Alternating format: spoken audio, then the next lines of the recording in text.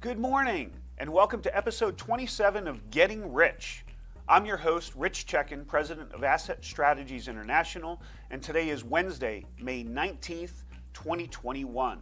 Over the past week, we've heard increasing talk and increasing frequency of talk about inflationary pressures. I agree with them. I think they're here and getting stronger. I think they're coming in two forms. First, I see an increase in the cost of raw materials. Make no mistake, producers who make the things we consume will pass those costs on in higher costs for the end product. I also see inflation coming from the dilution of the US dollar. With the incredible monetary expansion over the past year or so in response to the pandemic, every single dollar in your wallet is worth less. It takes more of them to buy the goods and services that we want. With these inflationary pressures out there, gold and silver are responding. Gold is up nearly $100 an ounce over the past month. Silver is up nearly $2 an ounce. But I'm still hearing from clients two different things. First thing I'm hearing is I'm waiting for the dip. I want to see it get down to $1,600 or $1,700 an ounce.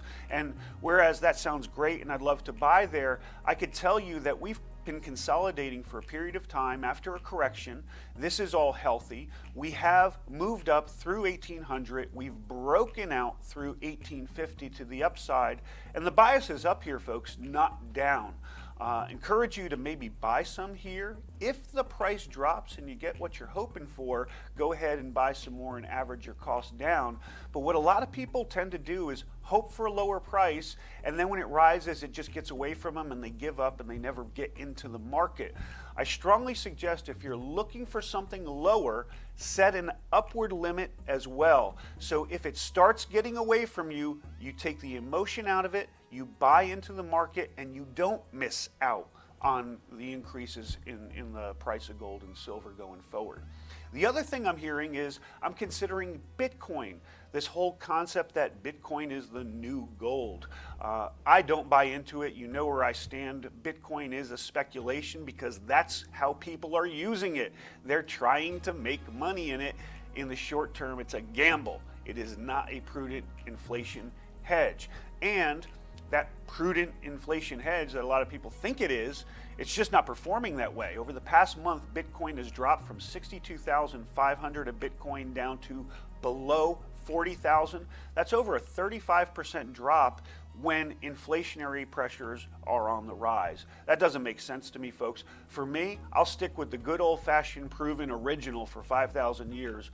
Gold is your best hedge against inflation. And I would consider buying here, buying now, buying well, getting ready for inflationary pressures. They are the biggest killer of fixed income portfolios, and the best antidote we have to date is gold. Let's take a look at the prices.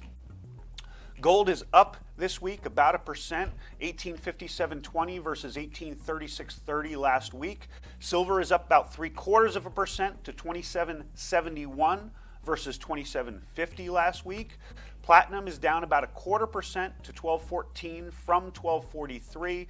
Palladium's down about 2%. Makes sense after the run it's been on. It's at 2937 versus 3003 last week.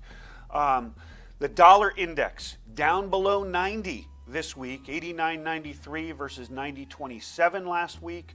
Gold silver ratio pretty much holding steady with a bias to decreasing. It's at 67.23 versus 66.98 last week.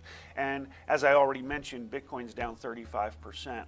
Folks, please go ahead and subscribe to our YouTube channel and like us. Go ahead and send us your comments and questions. By all means, if you have those predictions telling me gold is going to go to 1,600, I'd love to analyze them and discuss them on the air next week. Also, in the description paragraph below, you can follow Asset Strategies and you can subscribe to our newsletters, information line, and always something interesting.